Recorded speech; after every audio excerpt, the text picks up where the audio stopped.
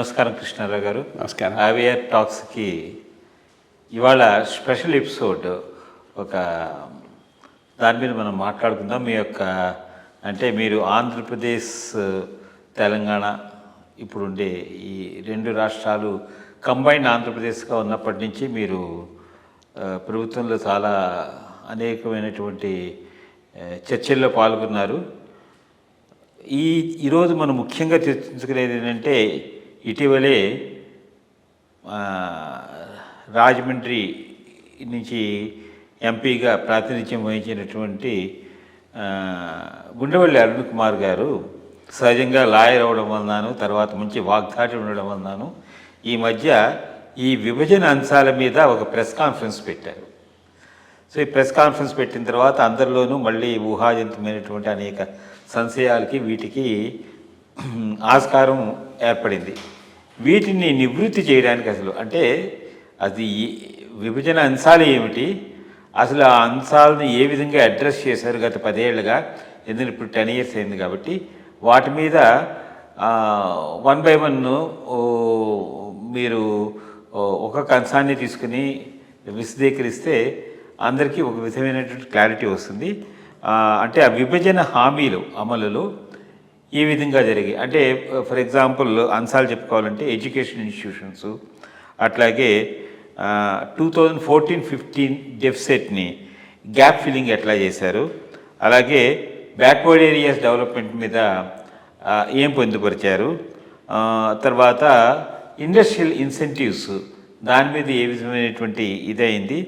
సరే, ఇంకా మళ్ళీ మనము ఆలోచించుకుంటే ఇన్ఫ్రాస్ట్రక్చరల్ ఫెసిలిటీస్ మీద ఈ దుగ్గిరాజపట్నం పోర్టు కానీ, లేకపోతే కడప స్టీల్ ప్లాంట్ కానీ, లేకపోతే పెట్రోల్ కెమికల్ కాంప్లెక్స్ కానీ, లేకపోతే వైజాగ్ చెన్నై ఇండస్ట్రియల్ కారిడార్ కానీ, అట్లాగే మరి Vijayawada Vizag metro rail corridor కానీ, తర్వాత స్పెషల్ రైల్వే జోన్ దాని మీద కానీ, వీటన్నిటి మీద డిస్కస్ చేసుకున్న తర్వాత ఈ స్పెషల్ కేటగిరీ స్టేటస్ మీద మనకి ఇప్పుడు ఏమి వచ్చింది, ఏమి రాలేదు, తర్వాత ఒక రాజధాని క్యాపిటల్ సిటీ కింద అనుకున్న తర్వాత మనకి ఏమొచ్చాయి అంటే 10 ఏళ్లలో బోళ్ళన్ని అంశాలు లేవనెత్తాయి, వాటికి సమాధానాలు దొరికాయి.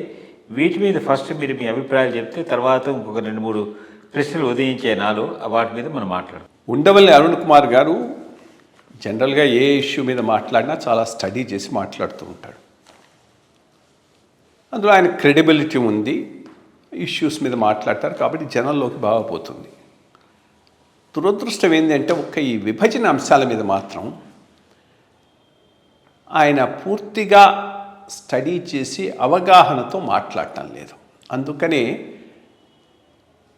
సరైనటువంటి పంథాలో ఈ అంశం మీద అభిప్రాయాలు ప్రజల్లోకి వెళ్ళటం లేదు. సరే, ఈ ఇష్యూ మీద ఎల్లో మీడియా ఎంత రాద్ధాంతం చేయాలో అంత రాద్ధాంతం చేసింది, అసత్యాలను బాగా ప్రచారం చేసింది. గత 10 ఏళ్ళ నుంచి అది జరుగుతూ ఉన్నది. వాళ్ళకంత క్రెడిబిలిటీ లేదు కాబట్టి దాంట్లో వచ్చిన దాన్ని ప్రజలంతా నమ్మకపోవచ్చు. బట్ ఈయన మాట్లాడినప్పుడు మాత్రం క్రెడిబిలిటీ ఉంది కాబట్టి ఈ సరైనటువంటి ఫ్యాక్ట్స్ ప్రజల్లోకి పోకపోవచ్చు. అందుకని దీన్ని క్లారిఫై చేయాల్సినటువంటి అవసరం ఎంతైనా ఉంది. ఎస్పెషల్లీ ఆయన దీని మీద మాట్లాడారు కాబట్టి ఈ విభజన అంశాల గురించి కేంద్రం ఏం చేసింది, ఏం చేయలేదు అనే దాని మీద తర్వాత నేను అంటే అప్పట్లో చాలా రోజుల క్రితం, ఆల్మోస్ట్ 5-6 ఏళ్ల క్రితం గుంటూరులో ఒక మీటింగ్ పెట్టి వచ్చి మాట్లాడమన్నారు అప్పుడు బీజేపీ తరఫున. అప్పటికి ఇంకా నేను బీజేపీలో జాయిన్ కాలేదు. ఒక ప్రధానమైన అంశాన్ని కోట్ చేశాను, అది మళ్ళా ఒకతరో మాట్లాడతాను. విన్స్టన్ చర్చిల్ గారు ఒక మాట అన్నారు, నిజం నిద్ర లేచి నిలకడగా ప్రయాణం మొదలెట్టే లోపల అసత్యం ప్రపంచాన్నంతా చుట్టొస్తుంది అని. ఈ విభజన అంశాలలో జరుగుతున్న ఈ డిస్కషను సరిగ్గా ఆయన అన్న మాటలను ప్రతిబింబిస్తుంది. ఎందుకనంటే అసత్యాలు ప్రజల్లోకి చాలా పెద్ద ఎత్తున ప్రధానంగా ఈ ఎల్లో మీడియా వాళ్ళకు అనుకూలంగా ఉన్నటువంటి మేధావులను తీసుకొని పోయినారు. మొట్టమొదటి నేను అడిగే ప్రశ్న, మీరు ఏవి రాలేదు అంటున్నారో వాటిని గురించి మాట్లాడే ముందు అట్లీస్ట్ వచ్చిన దాన్ని ఎక్నాలెడ్జ్ చేయండి. వచ్చిన దాన్ని కూడా ఎక్నాలెడ్జ్ చేయకుండా అది రాలేదు ఇది రాలేదు అంటాం కొద్దిగా ఎబ్బెట్టుగా ఉంటుంది. ఇప్పుడు ఆయన నిన్న మాట్లాడినప్పుడైనా మొట్టమొదటి అంశం విద్యా సంస్థలను ఏర్పాటు చేస్తామన్నారు. అట్లాగే ఒక all India institute of medical సైన్సెస్ని ఎస్టాబ్లిష్ చేస్తామన్నారు. వీటిల్లో 10 సంవత్సరాల్లో ఎస్టాబ్లిష్ చేస్తామని అది యాక్ట్లో ఉంది. 10 సంవత్సరాల్లో ఈ విద్యా సంస్థలను, ఈ all India institute of medical సైన్సెస్ను ఏర్పాటు చేస్తాం. ఇవన్నీ 5 సంవత్సరాల్లో అయిపోయినాయి కదా, దాని గురించి ఎవడు ఏం మాట్లాడేందుకు? ఇప్పుడు వైజాగ్లో Indian institute of management functional, తిరుపతిలో IIT functional, institute of social sciences ఒకటి ఫంక్షనలు, అమరావతిలో all India institute of medical sciences functional, agricultural university functional, ఇంకా 1-2 ఉన్నాయి. అవి కూడా అయినాయి. ఏదో 1 ఏదైనా ఉన్నా కొంత రాష్ట్ర ప్రభుత్వం భూమి ఇవ్వకపోవటము అటువంటి సమస్యల వల్ల ఆగిపోయినవి. కానీ నాకు తెలిసి ఈవెన్ ట్రైబల్ యూనివర్సిటీస్ ఫంక్షనల్, ఇవన్నీ ఫంక్షన్. ముందు మీరు ఇవి రాలేదు అనే ముందు ఈ వచ్చిన వాటి గురించి ఎందుకు మాట్లాడరు అనే ప్రశ్న ఆయనకు, ఈ ఎల్లో మీడియాకు, దానికి అనుసంధానంగా పనిచేస్తున్నటువంటి మేధావులకు నేను ఇస్తున్నటువంటి మొట్టమొదటి ప్రశ్న. వచ్చిన దాని గురించి ముందు మాట్లాడింది. సో ఎడ్యుకేషనల్ ఇన్స్టిట్యూషన్స్ వరకు అన్నిటినీ ఎస్టాబ్లిష్ చేశారు, ఇన్వెస్ట్మెంట్ అయినాయి, బ్యాచెస్ రన్ అవుతున్నాయి. సో ముందు అట్లీస్ట్ అయిన కండ్లకు కనిపించేదాన్నైనా కానీ అయింది అని ఎక్నాలెడ్జ్ చేయాల్సిన అవసరం ఉన్నది. సరే, ఇది ఎడ్యుకేషనల్ ఇన్స్టిట్యూషన్ల వరకు. ఇక రెండోది కన్సిస్టెంట్గా అప్పటి నుంచి వీళ్ళందరూ మాట్లాడుతూ ఉన్నది 2014-15 సంవత్సరం రెవెన్యూ లోటు భర్తీ. ఇక్కడ ఏమైందంటే మన విభజన జరగటానికి ముందే 2015 నుంచి 2020 వరకు రాష్ట్రాలకు ఏ రకంగా డిస్ట్రిబ్యూట్ చేయాలనే దానికోసంగా 14వ ఫైనాన్స్ కమిషన్ ఏర్పాటు చేయడం జరిగింది. సో 15 నుంచి 20th దాకా రెవెన్యూ గ్యాప్ ఎంత ఉంటుందో దాన్ని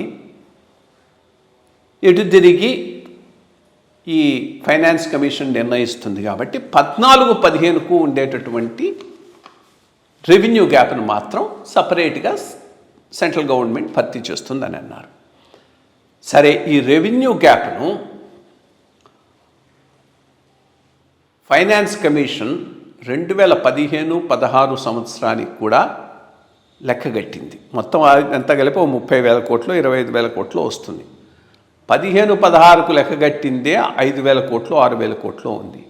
అట్లాంటప్పుడు 14-15కే మనకి 20,000 కోట్లు రావాలని అంటాం అర్థం లేని మాట. మనం ఎంత పంపిస్తే అది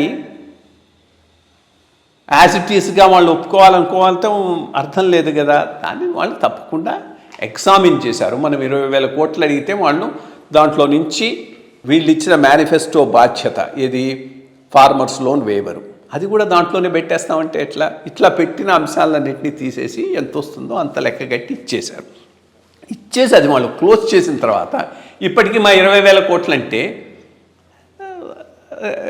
అదే దానికి సరైనటువంటి విధానం కాదు. మనం అడిగిందే ఇవ్వాలని నేను ఎక్కడా లేదు కదా. దాన్ని ఎగ్జామిన్ చేసి ఎంత నామ్స్ ప్రకారం మిగిలిన రాష్ట్రాలకు కూడా ఇస్తున్నారో అవి ఇచ్చారు. ఇప్పుడు రైతుల రుణమాఫీ మిగిలిన రాష్ట్రాల్లో ఇవ్వటం లేదు, మీకు స్పెషల్గా మేము ఇవ్వలేమని చెప్పారు. అట్లాగే అట్లాంటి పద్దులన్నీ కలిపి 20,000 కోట్ల దాకా చేసి ఇచ్చారు. సో 2014-15 రెవెన్యూ లోటు వరకు కేంద్ర ప్రభుత్వం ఇచ్చేసింది. ఇంకా మనం ఆ పాత దాన్ని పట్టుకొని అది రావాలి ఇది రావాలంటే అది వచ్చేది లేదు, పెట్టేది లేదు, దానికి బేసిస్ కూడా లేదు. ఇంకొక ముఖ్యమైన విషయం ఇక్కడ చెప్పాల్సింది ఏంటంటే 15-20 దాకా 14th ఫైనాన్స్ కమిషన్ ఇచ్చినటువంటి అవార్డులో other than hilly states, north eastern స్టేట్స్కు తప్పితే ప్లెయిన్లో ఉన్న స్టేట్స్ అన్నిట్లోకి రెవెన్యూ డెఫిసిట్ గ్రాంట్స్ వచ్చిన ఒకే ఒక రాష్ట్రం ఆంధ్రప్రదేశ్. అది వాళ్ళు అప్పుడు కూడా అది కన్సిడరేషన్ తీసుకొని కొత్త రాష్ట్రం అనేటటువంటి దాన్ని మైండ్లో పెట్టుకొని చేసినటువంటి విషయం.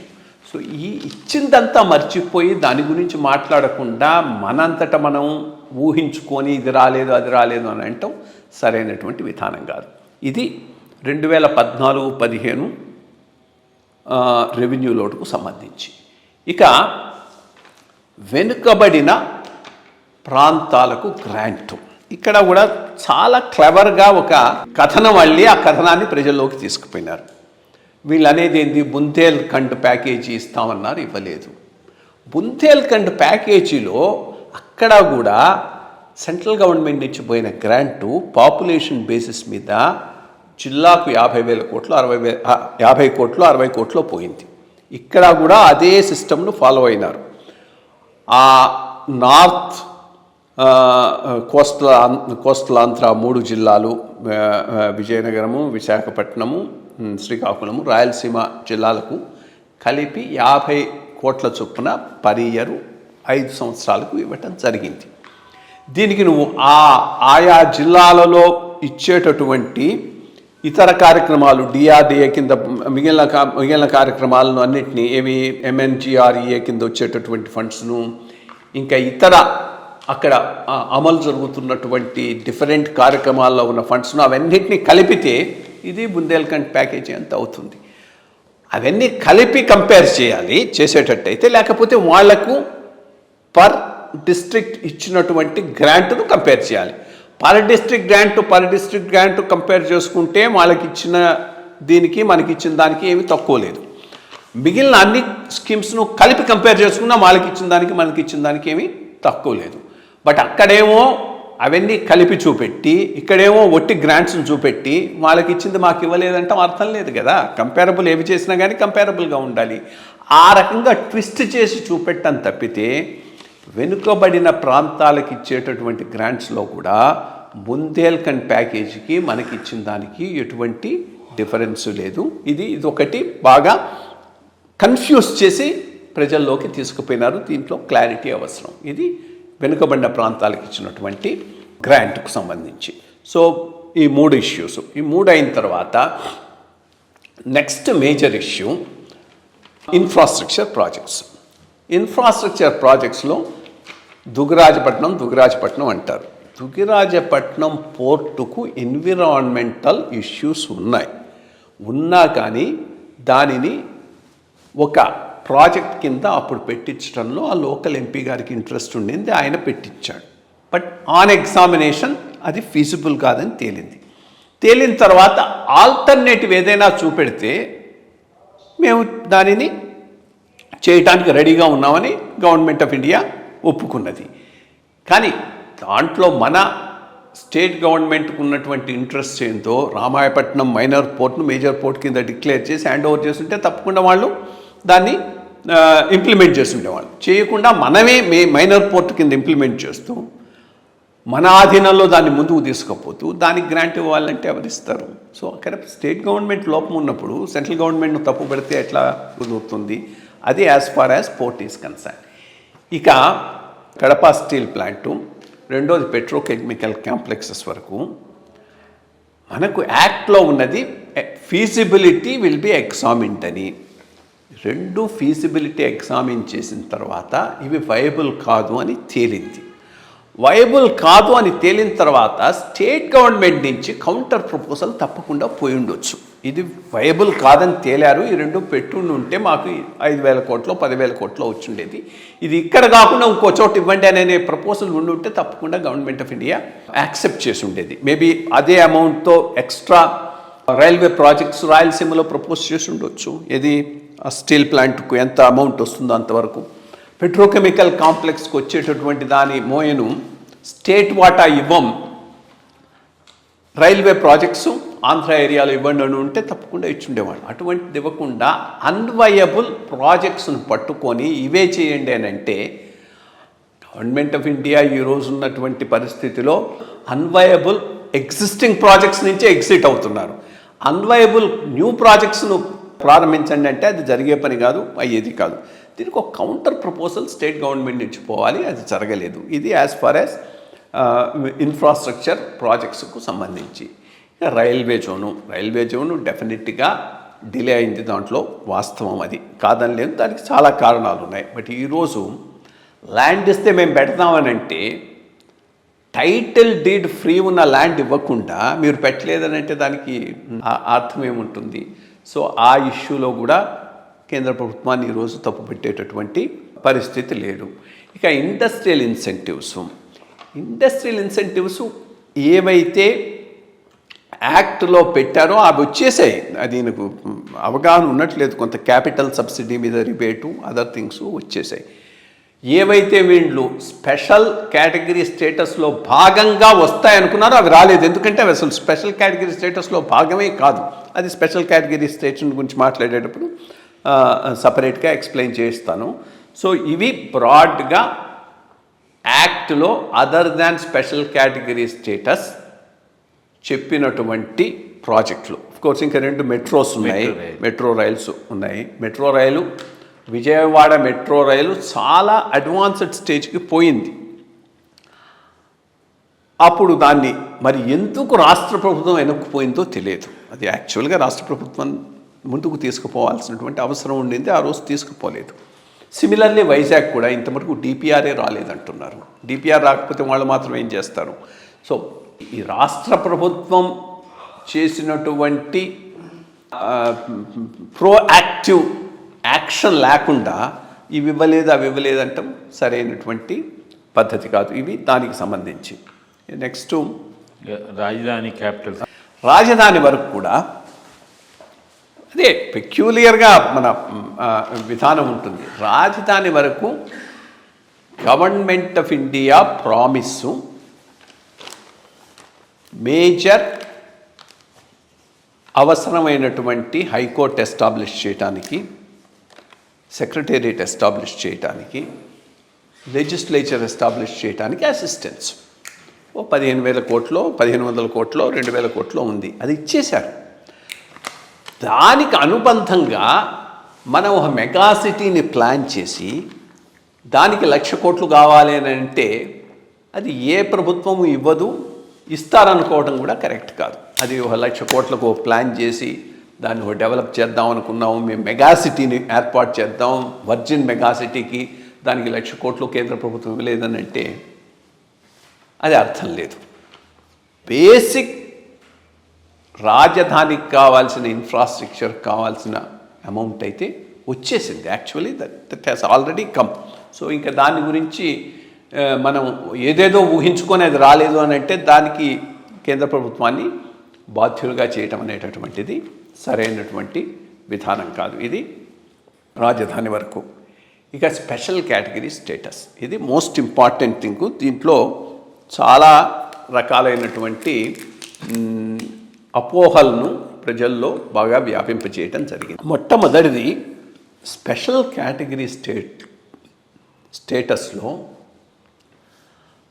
ఇండస్ట్రియల్ ఇన్సెంటివ్స్ భాగం కాదు.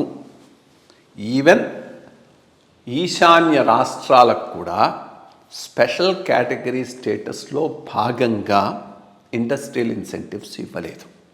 సో ఆ క్లారిటీ ఉంటే అసలు స్పెషల్ కేటగిరీ స్టేటస్ అసలు ఇష్యూ అయి ఉండేదే కాదు. వీళ్ళు ఏమని అస్యూమ్ చేసుకున్నారు, స్పెషల్ కేటగిరీ స్టేటస్ వస్తే ఆటోమేటిక్గా ఇండస్ట్రియల్ ఇన్సెంటివ్స్ వస్తాయి అనేటటువంటిది అసంప్షన్. ఈశాన్య రాష్ట్రాలకు స్పెషల్ కేటగిరీ స్టేటస్ కింద పోయేటటువంటిది ఏంటి అంటే ఈ సెంట్రల్ గవర్నమెంట్ స్కీమ్స్లో మామూలుగా స్టేట్ గవర్నమెంట్ సెంట్రల్ గవర్నమెంట్ మధ్య షేరింగ్ ఉంటుంది. కొన్ని సెంట్రల్ గవర్నమెంట్ స్కీమ్స్కు షేరింగ్ ఎట్లా ఉంటుందంటే 50-50%, 50% సెంట్రల్ గవర్నమెంట్ నుంచి వస్తుంది, 50% రాష్ట్రాలు పెట్టుకుంటాయి. కొన్నిట్లో 75% సెంట్రల్ గవర్నమెంట్ పెట్టుకుంటుంది, 25% రాష్ట్రాలు పెట్టుకుంటాయి. స్పెషల్ కేటగిరీ స్టేటస్ ఉన్నటువంటి రాష్ట్రాల్లో ఈ మొత్తం 90% సెంట్రల్ గవర్నమెంట్ నుంచి వస్తుంది, 10% రాష్ట్రాలు పెట్టుకుంటాయి. అగ్రిమెంట్ ఏంది అంటే 2015 నుంచి 20 దాకా 5 ఏళ్ల పీరియడ్లో సెంట్రల్ గవర్నమెంట్ నుంచి వచ్చినటువంటి వివిధ స్కీమ్స్లో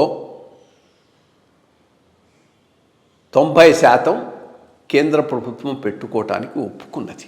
అది నువ్వు స్పెషల్ కేటగిరీ స్టేటస్ అను, స్పెషల్ ప్యాకేజ్ అను, ఏ పేరుతోనైనా పిలువు, ఆ మొత్తం అమౌంట్ ఇవ్వటానికైతే సెంట్రల్ గవర్నమెంట్ ఆ రోజు నుంచి రెడీగా ఉన్నది. 90% వరకు వాళ్ళు పెట్టుకునేట్టు, 10% స్టేట్ గవర్నమెంట్ పెట్టుకునేట్టు. ఇది ఏ రకంగా రాష్ట్ర ప్రభుత్వానికి రావాలి అనే దాని మీద చర్చలు జరిగి ఏమన్నారంటే మీ రాష్ట్రం తీసుకునేటటువంటి ఎక్స్టర్నలీ ఎయిడెడ్ ప్రాజెక్ట్స్లో వచ్చేటటువంటి అమౌంట్ను మొత్తం కేంద్ర ప్రభుత్వమే భరిస్తూ ఆ 90% వరకు వచ్చేటటువంటి ఫండ్స్ అన్నిటినీ మీకు రిలీజ్ చేస్తామన్నారు. అదే స్పెషల్ ప్యాకేజ్. దానికి రాష్ట్ర ప్రభుత్వం కూడా ఆ రోజు ఒప్పుకున్నది. ఒప్పుకున్న తర్వాత వీళ్ళ రిక్వెస్ట్ మీద ఒక 15 కోట్లు కూడా రిలీజ్ చేయడం జరిగింది. ఆ పైన రాజకీయమైనటువంటి కారణాలతో యూటర్న్ తీసేసుకొని ఆ రోజు ముఖ్యమంత్రి గారు చంద్రబాబు నాయుడు గారు వద్దు మాకు స్పెషల్ కేటగిరీ స్టేటసే కావాలి అన్నారు. అక్కడ అది ఆగిపోయింది. ఈ రోజైనా స్టేట్ గవర్నమెంట్ ఎస్ అని రిక్వెస్ట్ చేస్తే ఆ అమౌంట్ తప్పకుండా వస్తుంది. ఎంతవరకైతే ఈ కేంద్ర ప్రభుత్వం నుంచి రాష్ట్రానికి వచ్చేటటువంటి స్కీమ్స్లో ఆ మిగిలిన రాష్ట్రాలతో పోల్చి చూసుకుంటే 90% కేంద్ర ప్రభుత్వం భరించడానికి కావాల్సిన బ్యాలెన్స్ ఫండ్స్ అన్నింటినీ ఈ ఎక్స్టర్నలీ ఎయిడెడ్ ప్రాజెక్ట్స్ కింద రిలీజ్ చేయడానికి వాళ్ళు సిద్ధంగా ఉన్నారు. అది ఆ పాయింట్లో ఆగిపోయింది. అప్పుడు రైజ్ చేసిన ఇంకో పాయింట్ ఏంటంటే, మాకు ఉన్న ఎక్స్టర్నలీ ఎయిడెడ్ ప్రాజెక్ట్స్ ఈ మొత్తం అమౌంట్ ఎంత రావాలనో అది 12,000 crores ఎంతో ఉన్నది. ఆ మొత్తం తీసుకోవటానికి కావాల్సినంత ఫండింగ్ దీంట్లో లేదు.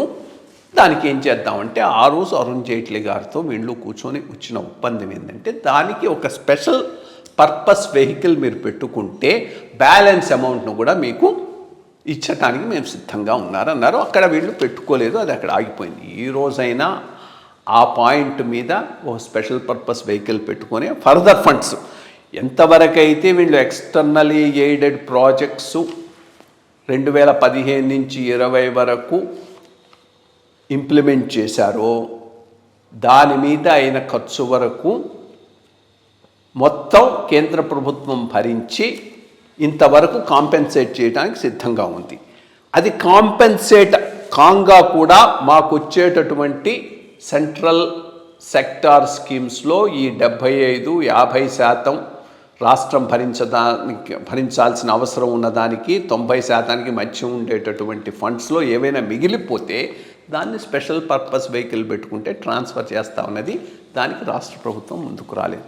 రాష్ట్ర ప్రభుత్వం ముందుకు వచ్చి దీని మీద ఒక సెటిల్మెంట్కి వస్తే స్పెషల్ కేటగిరీ స్టేటస్ వస్తే మనకు ఈ సెంట్రల్ సెక్టార్ ఫండింగ్లో 90% ఫండింగ్ వచ్చేదానికి ఎంత ఉందో అంతవరకు ఇవ్వటానికి కేంద్ర ప్రభుత్వం సిద్ధంగా ఉంది.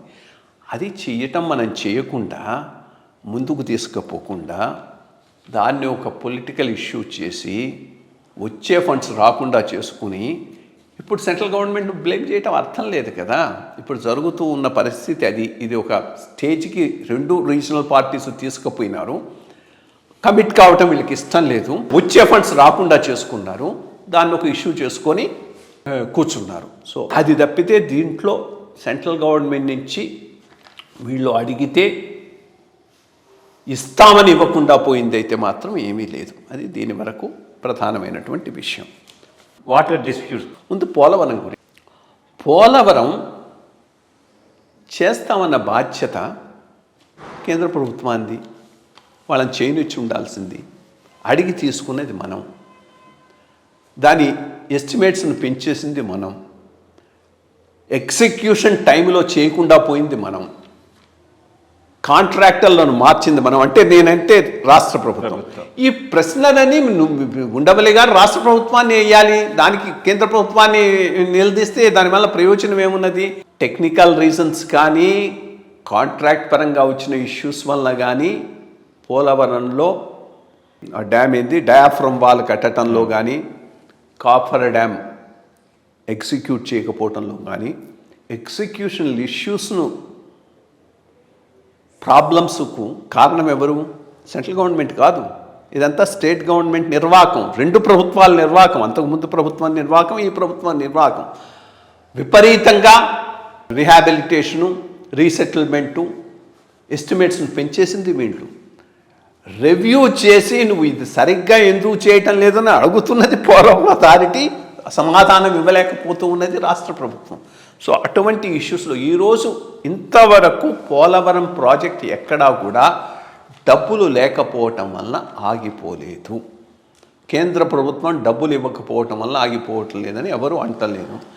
సో ఇక ఎస్టిమేట్సా, మనం పంపించిన ఎస్టిమేట్స్ని యాజ్ ఇట్ ఈస్గా ఆమోదించాలంటే వచ్చి మనం ఎంత లూటింగ్ చేసినా ఆ లూటింగ్ అంతా ఆ క్వశ్చన్ చేయకపోతే ఓకే, క్వశ్చన్ చేస్తే రాష్ట్రానికి అన్యాయం చేసినట్టంటే అసలు ఆ అప్రోచే తప్పు. ఆ అప్రోచ్తో నడుస్తున్నాయి ఈరోజు 2 రాష్ట్ర ప్రభుత్వాలు. అది as far as Polavaram is concern. ఇంకా రెండోది మీరు అడిగింది నీటి సమస్యలు, వాటాల పంపకం. ఇది చాలా జటిలమైనటువంటిది. ఇది ఎప్పటికైనా ట్రిబ్యునల్ డిసైడ్ చేయాల్సినటువంటి ఇష్యూ. సరే, ఆ నీటి ఇష్యూస్లో కూడా కొంతవరకు ఆంధ్రాకి ఏమీ అన్యాయం జరగలేదు. అంతకుముందు ఇచ్చినటువంటిది ఐ థింక్ అదేదో ఎక్కువ ఆంధ్రాకే వెళ్ళింది అనేటటువంటిది తెలంగాణని చేస్తున్నటువంటి కంప్లైంట్.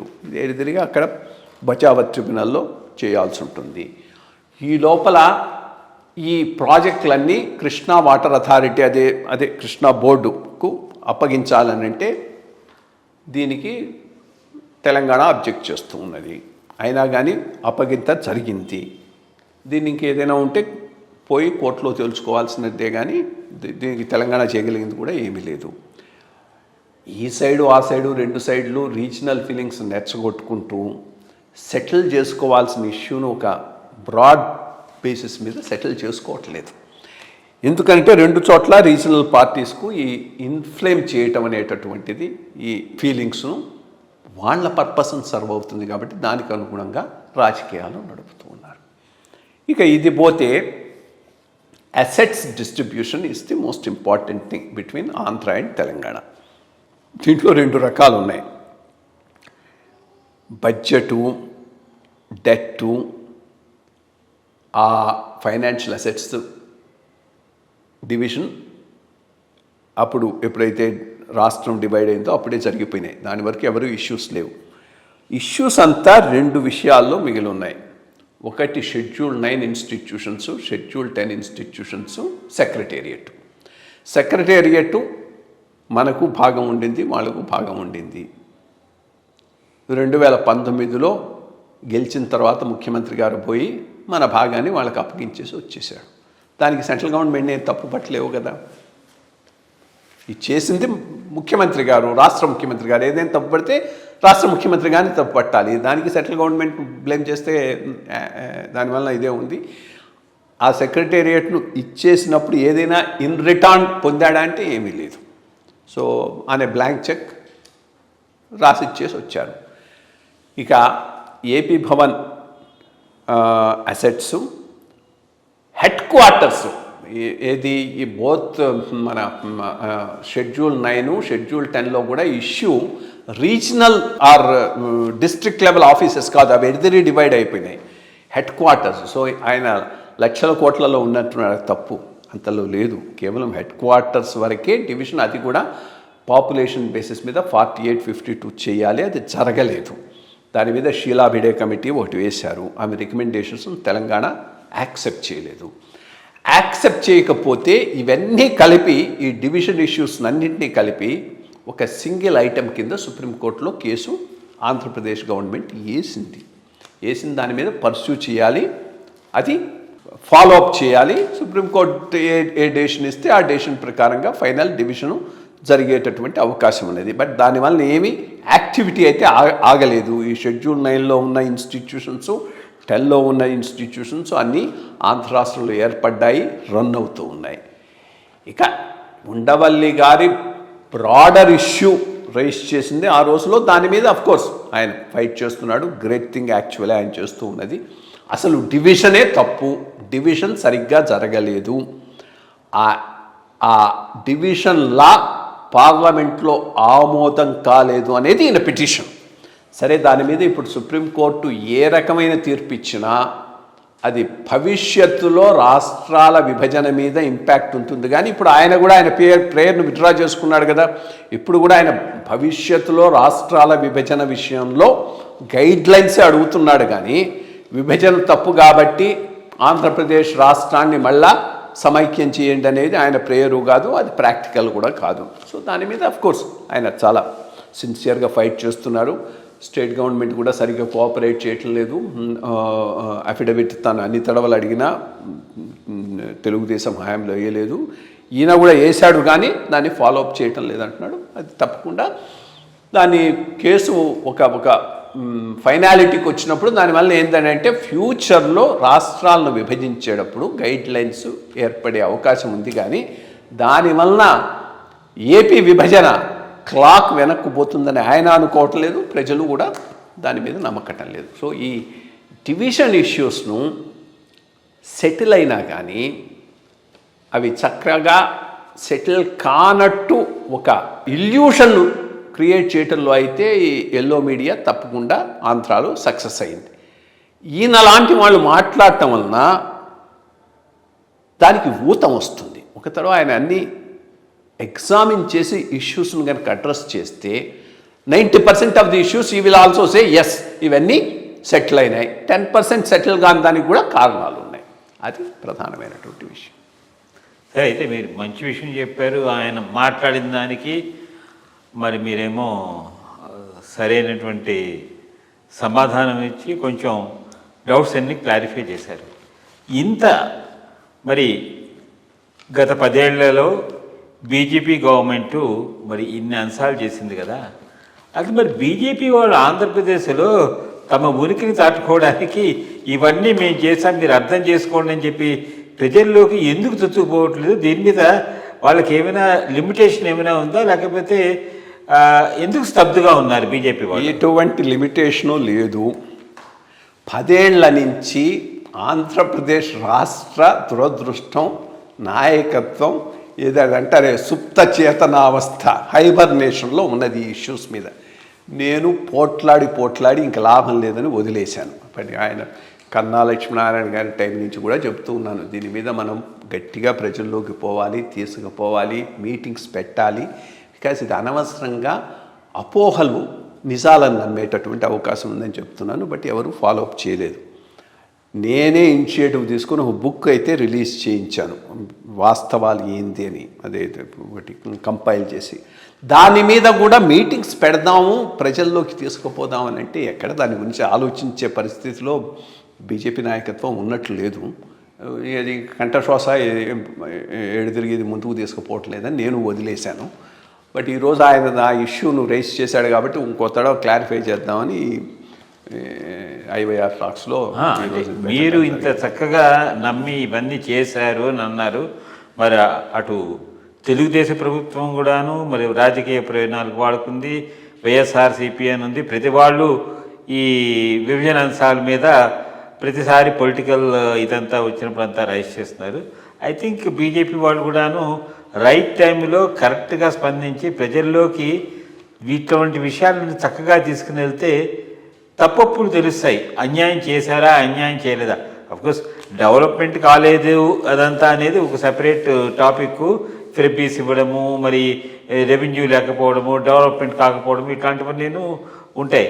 బట్ చేసిన దాన్ని చెయ్యలేదు అని చెప్పడం మటుకు అది ఒక చిన్న చేసిన దాన్ని చేశారు అని చెప్పుకోలేకపోవటం అది బీజేపీ యొక్క ఆంధ్ర రాష్ట్ర బీజేపీ సుప్తచేతనావస్థలో ఉండటం అనేది ఇంకంతకు మించి ఇంకేం లేదు. హైబర్నేషన్లో ఇష్యూస్ మీద కాన్సన్ట్రేట్ చేయకపోవటం వల్ల వచ్చినటువంటి సమస్య అది. అది మరి ఎప్పటికీ ఇదవుతుందో సమర్థవంతంగా ఇవి తిప్పికొట్టే పరిస్థితిలో నాయకత్వం ఎప్పటికీ బలపడుతుందో చూడాలి. అది చాలా చాలా అవసరం. బట్ జరగటం లేదు. అది అన్ఫార్చునేట్ థింగ్. ఇవే కాదు, వీటిని మించి కూడా చాలా ఇచ్చింది. ఆంధ్రప్రదేశ్ రాష్ట్రంలో పెద్ద ఎత్తున national highways, railway lines, unimaginable లెవెల్లో డెవలప్మెంట్ జరుగుతున్నది. అవన్నీ మర్చిపోయి ఇవేవో ఈ 4 అయినవి కూడా కానట్టు చూపెడుతూ రాజకీయ పార్టీలు, 2 ప్రాంతీయ పార్టీలకు ఇది లైవ్గా ఉంచటం అనేది వాళ్ళకి అవసరం, వాళ్ళ ఎగ్జిస్టెన్స్కు, వాళ్ళ ఎజెండాకు. దానిని తిప్పికొట్టాల్సిన అవసరం బీజేపీ ఆంధ్రాకు ఉంది. అది జరగట్లేదు. అదే అన్ఫార్చునేట్ థింగ్. ఎనీవే, ఇది మన చిన్న యత్నం to dispel some of these misgivings. Let us see. ప్రజల్లోకి తప్పకుండా పోతుంది. నమస్కారం అండి. మంచి విషయం. ఈ విభజన అంశాల మీదనే బీజేపీ తరఫున మేము ఒక పుస్తకాన్ని కూడా ప్రచురించాము. ప్రధానంగా ప్రజలలో ఈ విభజన అంశాల మీద ఉన్నటువంటి అపోహలను తొలగించడానికి, నిజాలను వాళ్ళ దగ్గరికి తీసుకుపోవటానికి పుస్తక ప్రచురణ ఆల్మోస్ట్ ఆల్ 1 సంవత్సరం క్రితం జరిగింది. కేంద్ర సహాయము, రాష్ట్ర పార్టీల అసత్య ప్రచారము, ఇది ఈ పుస్తకం యొక్క టైటిలు. అన్ని అంశాలు, విభజనకు సంబంధించిన అన్ని అంశాలను చాలా సవివరంగా ఈ పుస్తకంలో ప్రస్తావించడం జరిగింది. పుస్తకం కాపీ ఒకటి నేను ఉండవల్లి అరుణ్ కుమార్ గారికి పంపిస్తున్నాను ఇవాళ. అది ఆయన చదువుకున్న తర్వాత దీని మీద, విభజన అంశాల మీద మళ్ళా ఒక ప్రెస్ కాన్ఫరెన్స్ పెట్టి సత్యాలను ప్రజలకు తెలియజేయవలసిందిగా కోరుతున్నాను.